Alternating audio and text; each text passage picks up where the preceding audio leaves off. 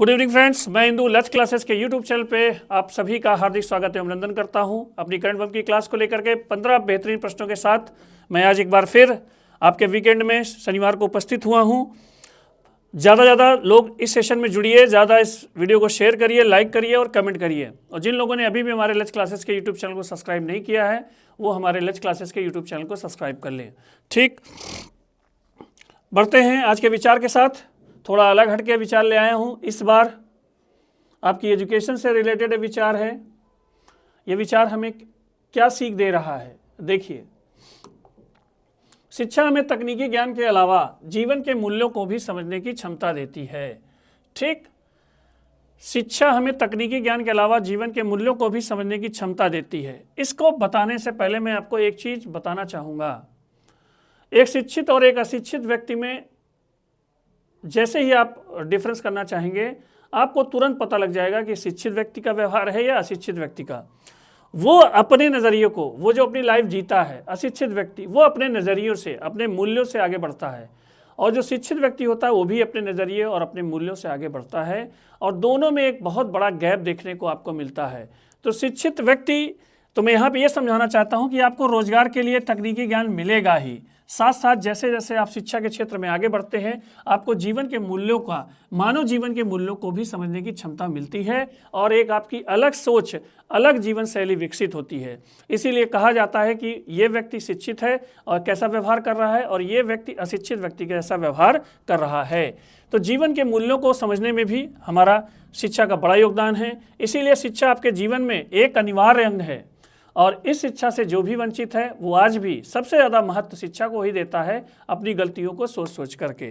तो ध्यान रखिएगा, शिक्षा आपको तकनीकी ज्ञान के अलावा जीवन के मूल्यों को भी समझने की क्षमता देती है, जीवन को समझने की क्षमता देती है, जीवन का निर्धारण करने की क्षमता देती है और आपकी बहुत सारी चीज़ें डिसाइड होती हैं इस एजुकेशन के द्वारा। तो आज की डेट में शिक्षा का होना अत्यंत आवश्यक है। बढ़ते हैं आज के क्वेश्चन नंबर 1 की ओर। दिवस से रिलेटेड पहला क्वेश्चन है, पहला ही क्वेश्चन आज मैं लेके आया हूं। ये क्वेश्चन क्या कह रहा है? हाल ही में बीएसएफ स्थापना दिवस कब मनाया गया है?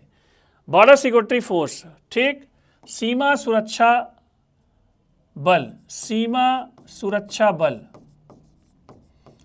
बॉर्डर सिक्योरिटी फोर्स, इसका पूछ रहा है कौन सा दिवस स्थापना।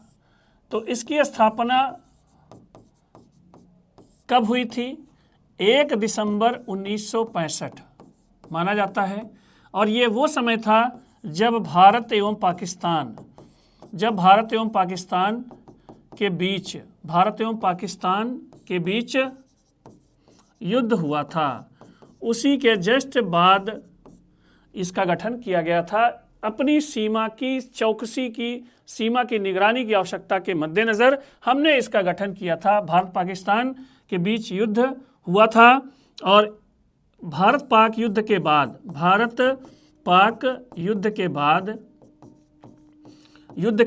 इसका गठन हुआ था।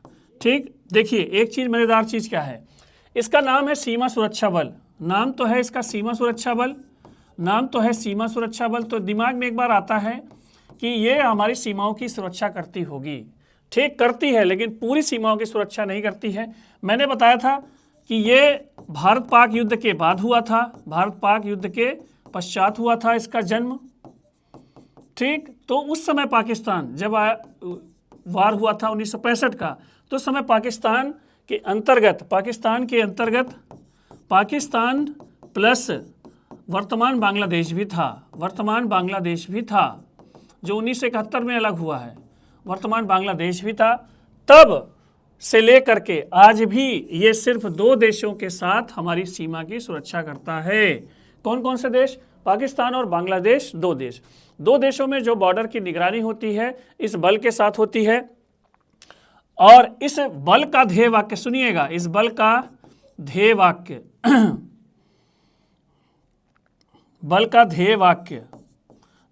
क्या है? ये ध्येय वाक्य आपका देखिएगा बहुत ही उत्तम, जिसको मोटो कहते हैं। इसका ध्येय वाक्य है ड्यूटी टिल डेथ। मतलब क्या हुआ? मृत्यु तक कर्तव्य, मृत्यु तक कर्तव्य। ठीक, कि हमें अपने कर्तव्यों का पालन मरते दम तक करना है, इस बल का ये ध्येय वाक्य है। ठीक और भी कुछ बताना चाहूंगा आपको। ये जो आपका ये एक अर्धसैनिक बल है, अर्धसैनिक बल है, ठीक, जो किसके अधीन आता है? गृह मंत्रालय के। सुनते रहिएगा, गृह मंत्रालय के अधीन आता है। ये सब चीज़ें आपकी स्टैटिक का पार्ट है। आप इन सब चीज़ों को भी एक अपनी नोट्स में लिखा करिए। गृह मंत्रालय के अधीन है, तो गृह मंत्रालय के अधीन है तो इसका मतलब इसके जो प्रभारी मंत्री हैं वो अमित शाह जी हैं। ठीक, और इस समय इनके महानिदेशक का कार्यभार देख रहे हैं, महानिदेशक का कार्यभार देख रहे हैं प्रवीण कुमार।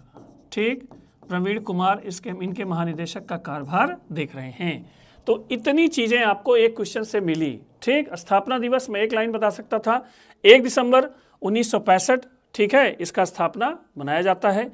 ठीक है, क्यों हुआ था ये भी मैंने बताया, और वर्तमान स्थिति भी आपको बताई कि क्या है कौन कौन सी चीज़ें इंपॉर्टेंट हैं। तो ये था आज का पहला क्वेश्चन। ठीक, बढ़ते हैं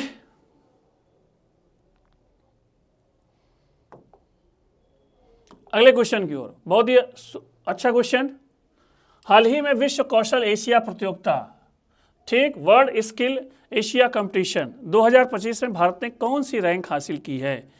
6वीं, 8वीं, 10वीं, इनमें से कोई नहीं। ठीक, तो इसका आंसर देने से पहले मैं इसके बारे में कुछ बताना चाहूँगा।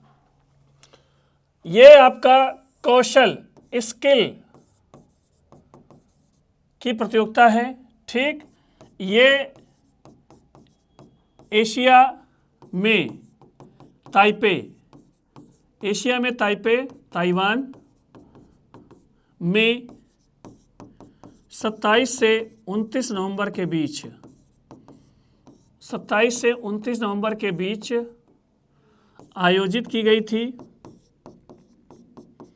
आयोजित की गई थी।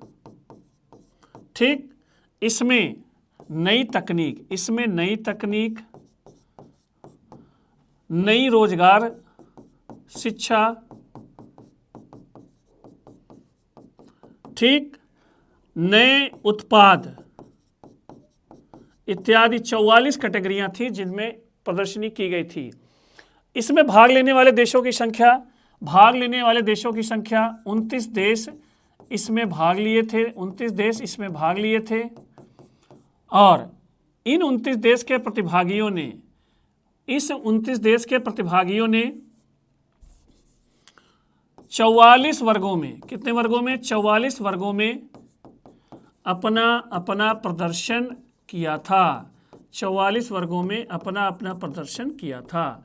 मतलब ये हाई टेक्नोलॉजी, हाई एजुकेशन की एक प्रतियोगिता थी जिसमें 29 देशों ने कुल हिस्सा लिया था। भारत की पोजीशन आपको पूछ रहा है। इसमें 44 कैटेगरी थी जिसमें अपने अपने प्रोडक्ट्स को देशों ने दिखाया, और इन सभी को मिलाकर के जो तालिका बनी उसमें भारत का जो पोजीशन है वो आपका कौन सा है? 8वां। भारत जो है, भारत के पहली बार भाग ले रहा था। ठीक, तो भारत की पोजीशन 8वीं है, जिसमें उसने कुल 6 पदक जीते हैं, 6 पदक जीते हैं। ठीक, वहीं सबसे पहले स्थान पर आपका संयुक्त अरब अमीरात रहा। संयुक्त अरब अमीरात प्रथम स्थान पर। ठीक, दूसरा सऊदी अरब द्वितीय स्थान पर, सऊदी अरब द्वितीय स्थान पर। ठीक, तीसरे स्थान पर मलेशिया, तीसरे स्थान पर कौन देश था? मलेशिया था। ठीक, भारत की पोजीशन जो थी वो थी 8वीं, तो इसका आंसर नंबर बी होगा, ऑप्शन नंबर बी सही होगा। ठीक, कि भारत ने विश्व कौशल एशिया प्रतियोगिता में 8वीं पोजीशन हासिल की थी। ठीक, खटाखट आंसर देते रहिएगा सभी लोग। ज़्यादा इस वीडियो को शेयर करिए, कमेंट करिए, लाइक करिए। अगला क्वेश्चन, हाल ही में किसने युद्धपोत उत्पादन और अधिग्रहण के नियंत्रक का पदभार संभाला है? ठीक, युद्धपोत उत्पादन मतलब ये नौसेना में जो आवश्यक होते हैं हमारे युद्धपोत, ठीक है, उनके उत्पादन, उनका अधिग्रहण। ठीक, कुल मिलाकर के ये हमारा नौसेना के लिए आवश्यक युद्धपोतों का सबसे प्रमुख अधिकारी पूछ रहा है। सबसे प्रमुख अधिकारी पूछ रहा है, नियंत्रक नाम दिया गया है कि किसको नियुक्त किया गया है। तो इसमें 4 ऑप्शन हैं, गुरचरण सिंह, बी शिव कुमार, संजय साधु, इनमें से कोई नहीं। तो इनमें से आपको ये बताना है कि भारत के नौसेना में युद्धपोतों का उत्पादन, अधिग्रहण, इन सब चीज़ों का नियंत्रण किस व्यक्ति के हाथ में होगा, तो वो व्यक्ति कौन है? संजय साधु। संजय साधु को युद्धपोत उत्पादन और अधिग्रहण नियंत्रक का पदभार दिया गया है। मतलब इनके अंडर में ही युद्धपोतों का निर्माण होगा, उत्पादन होगा, उसको नौसेना में शामिल किया जाएगा। ये सारी चीज़ें इन्हीं के अंडर गाइडलाइंस में होंगी। तो इसका राइट आंसर है ऑप्शन नंबर सी, संजय साधु। बढ़ते हैं अगले क्वेश्चन की ओर, खड़ा आंसर देते रहिएगा। बढ़िया क्वेश्चन। हाल ही में इंटरनेशनल टेलीकम्युनिकेशन यूनियन कॉन्फ्रेंस 2025 कहाँ संपन्न हुई है? ठीक, ये देखिए बढ़िया क्वेश्चन है। ब्यूनस आयर्स, नई दिल्ली, बाकू, टोक्यो। ठीक, इंटरनेशनल टेलीकम्युनिकेशन यूनियन कॉन्फ्रेंस। ठीक, अंतरराष्ट्रीय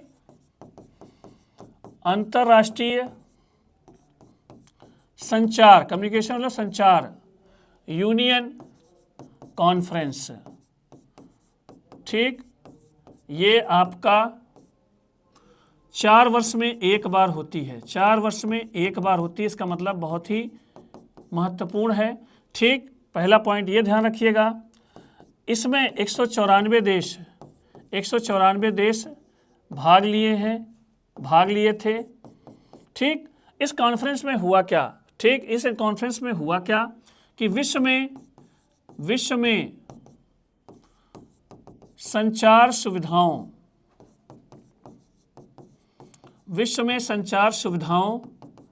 को बढ़ाने के लिए विचार विमर्श किया गया और ये डिसाइड किया गया है कि प्रत्येक देश जो इस यूनियन के सदस्य हैं वो अपने अपने देशों में से उन्नत सैटेलाइट्स को, उन्नत संचार व्यवस्था का इंफ्रास्ट्रक्चर तैयार करेंगे। ठीक, तो ये अब आते हैं क्वेश्चन के आंसर पे। तो ये जो आपकी कॉन्फ्रेंस थी इस बार जो आयोजित की गई थी, कहाँ पर?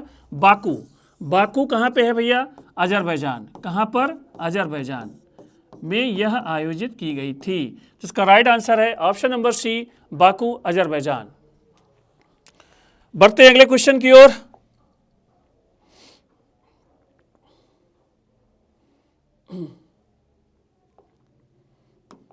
क्वेश्चन नंबर 5, हाल ही में वर्ल्ड बेस्ट सिटीज इंडेक्स 2026 में किस भारतीय शहर को सर्वोच्च स्थान दिया गया है? मुंबई, बेंगलुरु, हैदराबाद, इनमें से कोई नहीं। ठीक, एक ये इंडेक्स है जिसमें वर्ल्ड की बेस्ट सिटीज की घोषणा की गई है और इसमें पूछा गया है कि भारत के किस शहर को सर्वोच्च स्थान दिया गया है।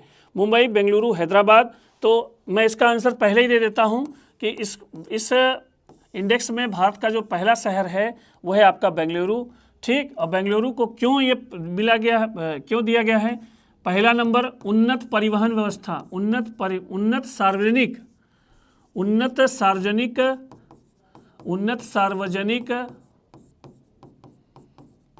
परिवहन व्यवस्था के कारण। ठीक, नंबर 2, उन्नत संचार सुविधा। ठीक, उन्नत स्वास्थ्य सुविधा। ठीक, उन्नत नगर नियोजन।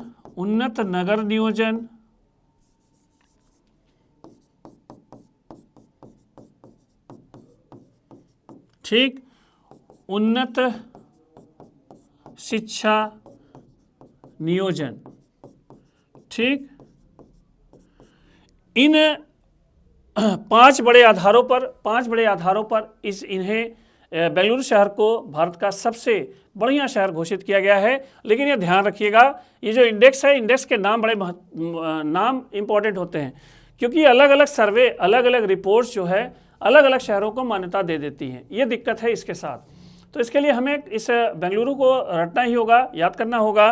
बेंगलुरु के साथ साथ आप इस तालिका को भी याद रखेंगे कि ये किस तालिका के द्वारा बेंगलुरु को प्रथम स्थान दिया गया है। तो ये जो आपका इंडेक्स है वह है वर्ल्ड बेस्ट सिटीज इंडेक्स 2026। ठीक, तो इसके द्वारा इस इंडेक्स के द्वारा बेंगलुरु को भारत का सबसे बढ़िया शहर घोषित किया गया है। तो इसका राइट आंसर है ऑप्शन नंबर बी, बेंगलुरु। खटाखट आंसर देते रहिएगा, लास्ट तक बने रहा करिए क्लास में। और बच्चों, रेलवे के पेपर हुए जो, उसमें आप देख सकते हैं जो भी बच्चे रेलवे का पेपर दे के आ रहे हैं, मैं अभी सारे पेपरों की एनालिसिस करके मैं एक दिन उतरूंगा और अपनी क्लासेस के जो भी क्वेश्चन उसमें फंसे हैं मैं लेकर के आप सभी के सामने उपस्थित होऊंगा। ठीक, तो आप लोग जरूर इस करंट अफेयर्स की क्लास को लिया करिए और सबकी नोट्स बनाइए। और आने वाले 6 महीने के एग्जाम में, अभी तो मैंने इसे डेली अभी कुछ ही दिन पहले शुरू किया है, लेकिन इसके पहले भी क्लासेस जो मैंने ली हैं उसमें से भी क्वेश्चन आए हैं। आप उन सारे क्वेश्चंस की एनालिसिस करिए और ये जो वर्तमान समय में डेली क्लासेस स्टार्ट किया हूं इसकी भी एक प्रॉपर नोट्स बनाते जाइए। अगर आपका एक भी क्वेश्चन छूट जाएगा तो आप हमें बताइएगा कि हाँ मेरा सर एक क्वेश्चन छूटा है। ठीक, 15 क्वेश्चन कुछ भी नहीं छोड़ता मैं, ठीक है, कुछ भी नहीं छोड़ता। ठीक है, तो इस पर विशेष फोकस किया करिए और प्रॉपर नोट्स बनाइए। अगला क्वेश्चन, हाल ही में भारतीय टीम ने सुल्तान अजलान शाह कप 2025 में कौन सा पदक जीता है? रजत पदक, कांस्य पदक, स्वर्ण पदक, इनमें से कोई नहीं। ठीक, ये पहली बात तो ये ध्यान रखिएगा कि ये किस खेल की प्रतियोगिता है। ये प्रतिष्ठित प्रतियोगिता है, ये ध्यान रखिएगा, ये प्रतिष्ठित प्रतियोगिता है और जिस खेल से ये रिलेटेड है वो खेल है आपका हॉकी। ये आपका कौन सी प्रतियोगिता है? हॉकी की प्रतिष्ठित प्रतियोगिता है। हॉकी की प्रतिष्ठित प्रतियोगिता है। ठीक, प्रतिष्ठित प्रतियोगिता है, ये ध्यान रखिएगा। इस प्रतियोगिता को वर्ष 1983 से प्रारंभ किया गया है, 1983 से प्रारंभ हुआ है। ठीक, ये इस बार ये सब चीज़ें आप ना ध्यान रखिएगा, लेकिन ये ध्यान रखिएगा कि हॉकी की प्रतिष्ठित प्रतियोगिता है। इस बार इसका 31वां संस्करण है। कौन सा संस्करण है? 31वां संस्करण है। ठीक, वर्ष 2024 में विजेता आपका जापान था। ये सारा ये इम्पॉर्टेंट प्रतियोगिता इसलिए मुझे इतना ध्यान है। 2024 में विजेता आपका जापान था। ठीक, अब आते हैं क्वेश्चन की ओर। ठीक है, अब आते हैं क्वेश्चन की ओर। और हाँ, एक आपको ये भी बता दूं, इस वर्ष आयोजित हुई थी मलेशिया में। इस वर्ष इस प्रतियोगिता का आयोजन, इस वर्ष इस प्रतियोगिता का आयोजन कहाँ पर हुआ? मलेशिया में, इपोह में। ठीक, अब आते हैं क्वेश्चन के आंसर की ओर। स्वर्ण पदक, कांस्य पदक, रजत पदक। तो भारत स्वर्ण पदक से चूक गया। तो स्वर्ण पदक उसको मिलेगा जो क्या होगा? विजेता होगा। जो रनर अप होगा, उप विजेता होगा, उसे कौन सा पदक मिलेगा? रजत पदक। तो यहाँ पे दो चीज़ें ध्यान रखिएगा। भारत को ये पदक मिला है रजत पदक, इसका मतलब भारत इस प्रतियोगिता में उप विजेता था। और इसी के साथ आप याद रखिएगा, भारत को हराने वाला देश, जो विजेता देश है, वो देश आपका कौन सा है? बेल्जियम। बेल्जियम ने भारत को फाइनल में हरा करके इस प्रतियोगिता का स्वर्ण पदक जीता है। भारत को दूसरे स्थान पर रहना पड़ा और भारत को इसी कारण जो है रजत पदक मिला है। ठीक, तो इसका राइट आंसर है ऑप्शन नंबर ए, रजत पदक। ठीक, बढ़ते हैं अगले क्वेश्चन की ओर। क्वेश्चन नंबर 7,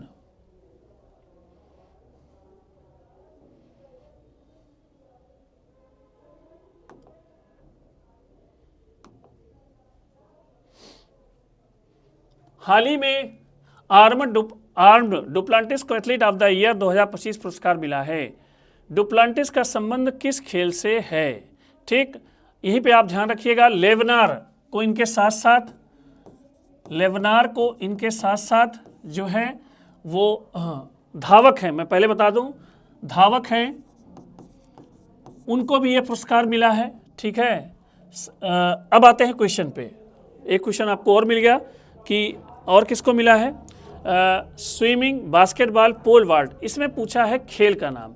ठीक, इसमें पूछा है खेल का नाम और ये खेल, जिस खेल के कारण इनको ये पुरस्कार मिला है एथलीट ऑफ द ईयर, वो पुरस्कार आपका कौन है? Pole vault. ठीक, पोल वाल्ट जो है पोल से रिलेटेड एक कंपटीशन है। ठीक, तो जिसमें पोल पे छलांग लगाई जाती है और उसके खिलाड़ी हैं, आपके खिलाड़ी हैं आर्न डुप्लांटिस, जिनको एथलीट ऑफ द ईयर का पुरस्कार मिला है। इसके साथ साथ लेवनार को जो है, जो धावक हैं उनको भी ये पुरस्कार जो है मिला है। ठीक, तो इसका जो राइट आंसर होगा option number C, pole vault. Sweden के हैं, स्वीडन की हैं। ठीक, क्वेश्चन नंबर 8, ये देखिए धमाकेदार क्वेश्चन। हाल ही में किसने 18-19 साल के वयस्कों के लिए मिलिट्री सर्विस प्रारंभ करने की घोषणा किसने की है? ठीक, एक देश और कूद गया इस लड़ाई में, जिसका लक्ष्य क्या है पहले ही बता दूं। जिस देश का है ये प्लान, उसका लक्ष्य यह है कि वर्ष 2035 तक 50,000 सैनिक हमें एक्स्ट्रा बनाने हैं, और इन सैनिकों का कोई भी बोझ वो अपने ऊपर नहीं लेगी, क्योंकि इसके साथ वो एजुकेशन भी प्रदान करेगी, शिक्षा के साथ साथ ये मिलिट्री एजुकेशन भी मिलेगी। ठीक, मैं पूरी प्लानिंग बताता हूँ कि 18 और 19 साल के वयस, ये 2 एज क्यों रखा है। ये तो आप 18 साल पे ज्वाइन कर सकते हैं, ये ऑप्शनल है।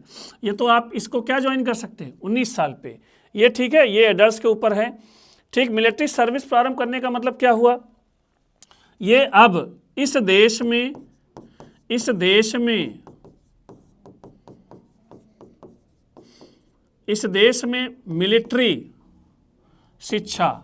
मिलिट्री शिक्षा मतलब आपकी सैन्य शिक्षा अब अनिवार्य होगी। अब क्या होगी, अनिवार्य होगी। ठीक, अब अनिवार्य होगी। अब यहाँ के युवाओं को हर हाल में, सभी युवाओं को, चाहे वो पुरुष हों चाहे महिला हों, इन लोगों को एक प्रॉपर वे में सैनिक बनना होगा। ठीक, और ये ऐसा करने वाला विश्व का दूसरा देश है। ऐसा करने वाला यह विश्व का दूसरा देश है। ठीक, आप सभी लोग का ध्यान उत्तर पे लगा रहता है, लेकिन आप उत्तर पे ध्यान न दे करके पहले चीज़ों को समझा करिए कि हाँ क्या क्या चीज़ें इसमें इंपॉर्टेंट हैं। ठीक, इतने फैक्ट्स आपको कहीं पर भी नहीं मिलेंगे, आप खुद ही आप चेक कर सकते हैं, किसी भी यूट्यूब चैनल पे आप चेक कर सकते हैं, ये मेरी गारंटी है। ऐसा करने वाला यह विश्व का दूसरा सबसे बड़ा दूसरा देश है। ठीक, और क्या खासियत है, पहला देश कौन सा है भाई, पहला देश कौन है, बहुत सालों से ही वो आपका देश है इजराइल एकमात्र ऐसा देश था जिसने अपने सभी युवाओं को मिलिट्री शिक्षा दी थी, और वो छोटा सा देश आज दुनिया की बड़ी पावर में से गिना जाता है। तो सैनिक शिक्षा देना मतलब अब अनिवार्य रूप से प्रत्येक युवा को एक सैनिक बनना होगा, और ऐसा करने वाला जो घोषणा किया है जिस देश ने, वह देश आपका कौन सा है, फ्रांस अपने युवाओं को जिनकी एज 18 या 19 वर्ष है, एक मैंडेटरी मिलिट्री सर्विस का जो है अनाउंसमेंट किया है। अब इनको सैनिक बनाने की प्रक्रिया आगे बढ़ेगी। बढ़ते हैं अगले क्वेश्चन की ओर, क्वेश्चन नंबर 9। ठीक, यूरोप से ही अगला क्वेश्चन है। हाल ही में यूरोप के डिफेंस को मजबूत बनाने के लिए AI पावर्ड माइकल एंजेलो डोम वायु रक्षा प्रणाली किसने लॉन्च की है? ठीक, देखिए फिर AI आ गया, जर्मनी, UK, इटली, फ्रांस। ठीक, सबसे पहले क्वेश्चन समझिए, हमेशा मेरी बात को सुना करिए, पहले क्वेश्चन समझिए। यूरोप के डिफेंस को मतलब सुरक्षा को, किसको मजबूत करना है, सुरक्षा को मजबूत करने के लिए AI पावर्ड मतलब AI की सहायता से। ठीक, नाम है इसका, पहले तो वायु रक्षा, AI की सहायता से ये वायु रक्षा प्रणाली है, AI की सहायता से वायु रक्षक प्रणाली है, और इस प्रणाली का नाम क्या है, माइकल एंजेलो। ठीक, डोम। अब यहीं पे मैं बताना चाहूँगा कि इस वायु रक्षा प्रणाली को विकसित किया है किसने, लियोनार्डो कंपनी ने। किस कंपनी ने, लियोनार्डो कंपनी ने इसको विकसित किया है। ठीक, अब आते हैं उत्तर की ओर। ठीक, जर्मनी, UK, इटली, फ्रांस। इसका राइट आंसर है ऑप्शन नंबर सी, इटली ने जो है माइकल एंजेलो डोम नाम से एक एयर डिफेंस सिस्टम लॉन्च किया है, और ये पूरे यूरोप की वायु रक्षा प्रणाली को मजबूत करेगा। इस आर्टिफिशियल इंटेलिजेंस की सहायता से हम पूरे यूरोप के वायु सुरक्षा को हम बेहतरीन बना सकते हैं। और ऐसा करने वाला देश जो आपका है वो कौन सा देश है? इटली। तो इसका राइट आंसर है ऑप्शन नंबर ए, इटली। बढ़ते हैं अगले क्वेश्चन की ओर। क्वेश्चन नंबर 10, खटाखट आंसर देते रहिएगा, लास्ट तक बने रहा करिए।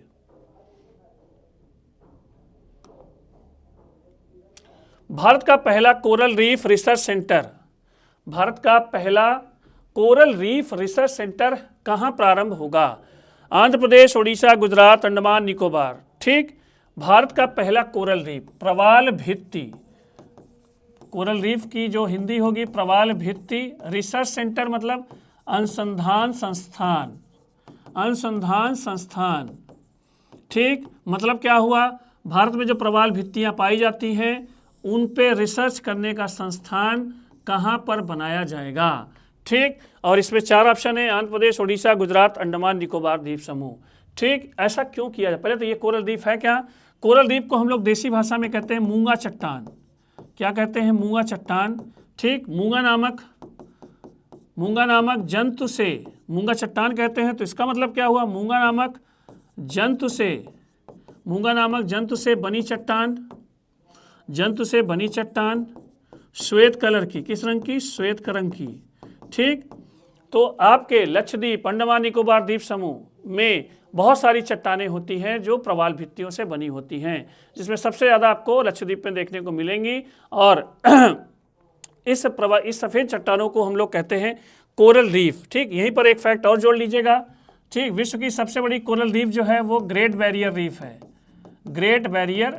है, प्रशांत महासागर में, ऑस्ट्रेलिया के पास ग्रेट बैरियर रीफ। ठीक, कहाँ पर? प्रशांत महासागर। ठीक, ऑस्ट्रेलिया।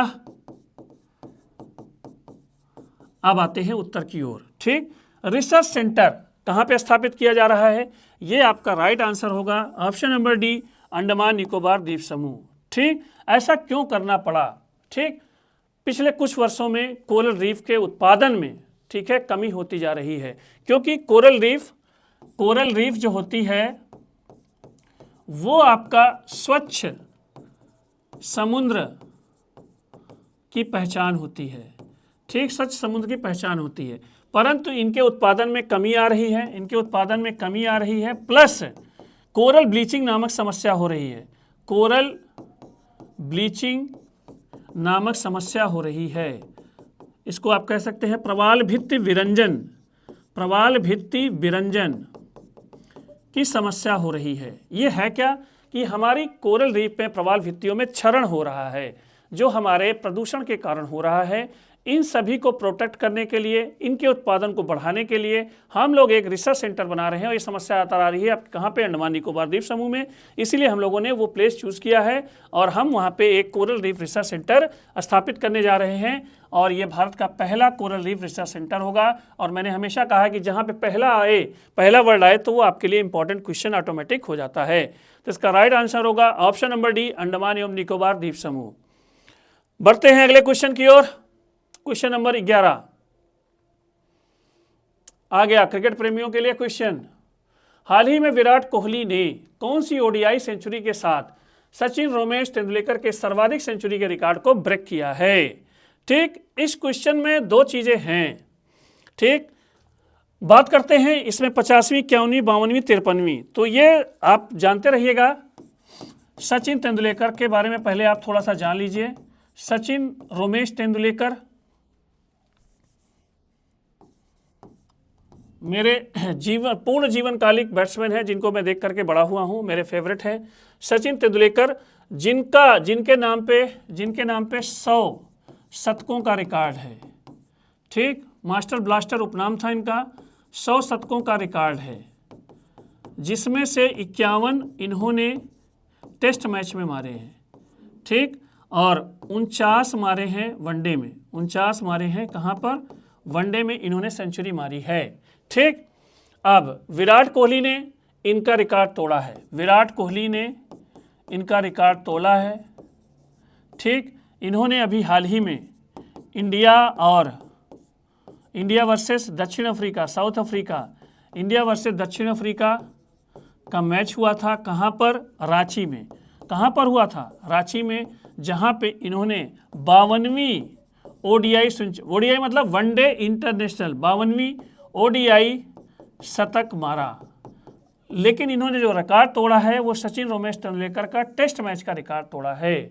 ठीक, सबसे ज़्यादा व्यक्तिगत सेंचुरी, अब प्रश्न इस तरह से भी आ सकता है कि सबसे ज़्यादा व्यक्तिगत सेंचुरी का रिकॉर्ड एक फॉर्मेट में किसका है, तो आप विराट कोहली पर टिक मार सकते हैं। विराट कोहली 52वां शतक था, 52वां ओडीआई शतक था।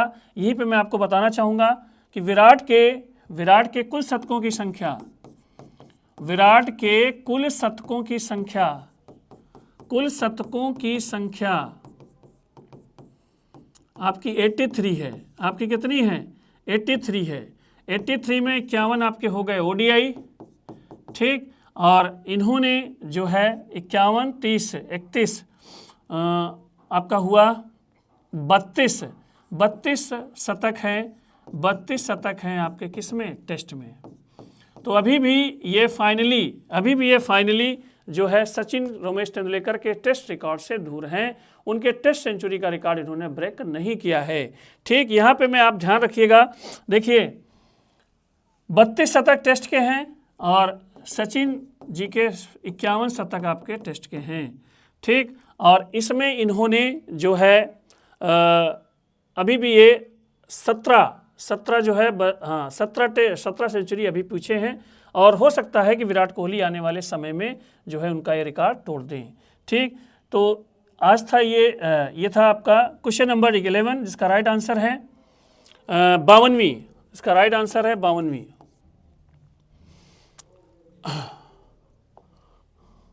क्वेश्चन नंबर 12,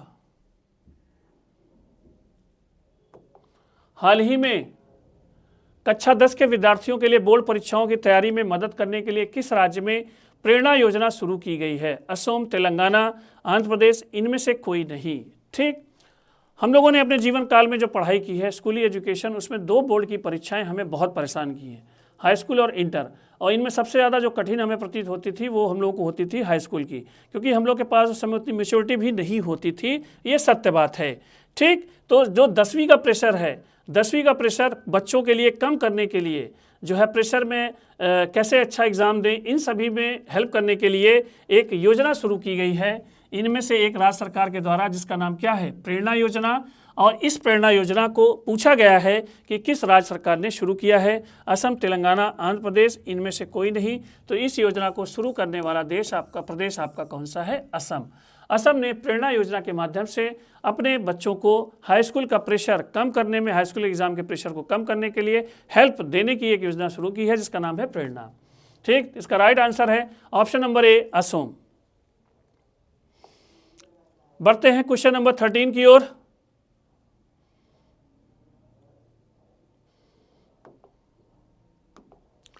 हाल ही में कौन सी राज्य सरकार वित्त वर्ष 2026 में 40,521 सौर पंप वितरित करेगी?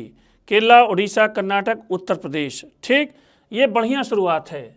ठीक, सोलर पंप 40,521 सोलर पंप। ठीक, सोलर पंप मतलब क्या हुआ? सौर ऊर्जा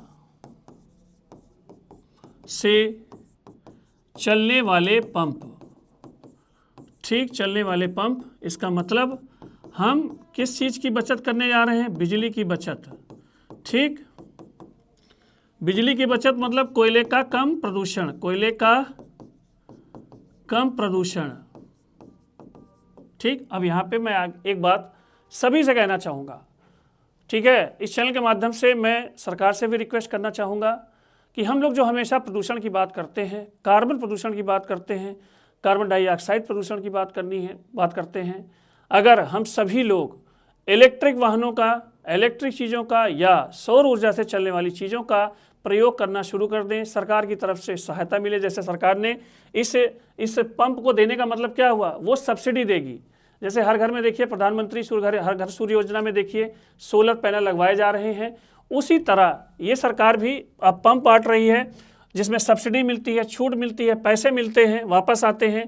ठीक, तो उस सोलर पंप जो है बांटने जा रही है, जिसके लिए आवेदन 15 दिसंबर तक किया जा सकता है। 15 दिसंबर तक किया जा सकता है, 15 दिसंबर तक आवेदन होगा इसमें। ठीक, तो अगर हम सोलर चीज़ों का, सौर ऊर्जा से चलने वाली चीज़ों का, विद्युत से चलने वाली चीज़ों का, बैटरियों से चलने वाली चीज़ों का अगर हम लोग प्रमोशन करें, सरकार हम लोग खुद ही इसको जो है बढ़ाएं, तो पूरे विश्व में जो है प्रदूषण, जो कार्बन प्रदूषण हम लोग दिन रात सोचते रहते हैं, बात करते रहते हैं, तो उसमें बहुत तेज़ी से कमी आएगी। और इस पर सभी को गंभीरता से विचार करना होगा। पेट्रोल, कोयला, डीजल या अन्य कार्बन के ईंधनों पर हमें जो है अब हमको धीरे धीरे उनसे दूर होना होगा। ठीक, अब आते हैं उत्तर की ओर। इस योजना, इस पंप को बांटने का जो प्लान है वो आपकी उत्तर प्रदेश सरकार का है। मुख्यमंत्री योगी आदित्यनाथ जी ने लगभग 40,000 पंप बांटने की योजना चलाई है जो सोलर एनर्जी से चलेंगे। ठीक, बहुत बढ़िया योजना है। ठीक, बढ़ते हैं अगले क्वेश्चन की ओर। Question number 14।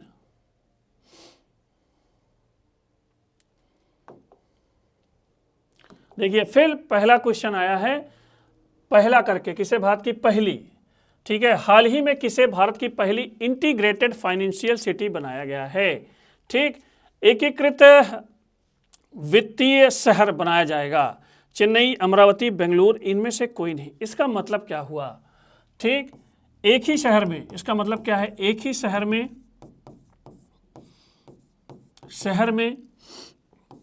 वित्तीय कार्यों को फाइनेंशियल कार्यों को एक साथ किया जाएगा। ठीक, हर चीज़ आपके एक ही शहर में होगी। और ऐसा करने वाला जो हमारा जो पहला सिटी है वो आपका है आपके आंध्र प्रदेश की नई राजधानी अमरावती। ठीक, उस पर जो है हम लोग भारत की पहली इंटीग्रेटेड फाइनेंशियल सिटी इसको हम लोग घोषित कर चुके हैं। और बहुत बढ़िया तरीके से इस शहर को वैसे भी बसाया गया है। तो इस शहर को भारत की पहली इंटीग्रेटेड फाइनेंशियल सिटी का दर्जा मिलने वाला है। ठीक, तो इसका राइट आंसर होगा ऑप्शन नंबर बी, अमरावती। बढ़ते हैं आज के करंट बम के लास्ट क्वेश्चन की ओर।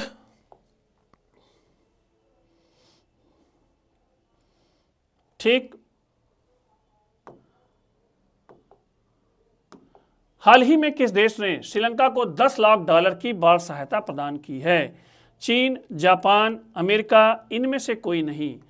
ठीक, आप लोग आंसर भेजिए खटाखट। मैं अभी 1-2 दिन पहले की क्लास में मैंने एक तूफान की बात की थी, दितवा तूफान की बात की थी। और इस दितवा तूफान बंगाल की खाड़ी में उत्पन्न हुआ था। और इस दितवा तूफान ने जो है श्रीलंका में बड़े पैमाने पर बाढ़ एवं भूस्खलन, बड़े पैमाने बाढ़ एवं भूस्खलन की समस्या आई है। ठीक, इसको जो है कई देशों ने सहायता देने का प्रावधान किया है। इसमें से एक देश $10 लाख की सहायता देने जा रहा है। तो ये सहायता आर्थिक सहायता है, प्लस ये आपकी कूटनीतिक सहायता है। ये आपकी कौन सी सहायता है? कूटनीतिक सहायता है। आर्थिक सहायता है प्लस कूटनीतिक सहायता है। एक डिप्लोमेटिक चाल भी है जिसमें चीन उस देश में प्रवेश करना चाहता है, पैसों के दम पे प्रवेश करना चाहता है। मानव संवेदना है, नो डाउट, इसको एक तरफ से नहीं देखा जा सकता, लेकिन उसके साथ कूटनीतिक चाल भी है। और ये आपका मैंने उत्तर ही बता दिया, मैंने आपको क्या बता दिया? उत्तर ही बता दिया। तो इसका राइट आंसर है आपका ऑप्शन नंबर ए, चीन। ठीक, चीन श्रीलंका को $10 लाख की जो है आर्थिक सहायता देने जा रहा है। दितवा तूफान से आई तबाही के कारण ये सहायता उसे मिल रही है। ठीक, तो बढ़ते हैं। तो आज के लिए इतना ही। आज के करंट क्वेश्चंस को आप सारे अच्छे लर्न करते चलिए, प्रॉपर वे में नोट्स बनाते रहिए। आज के लिए इतना ही, धन्यवाद, शुभ रात्रि।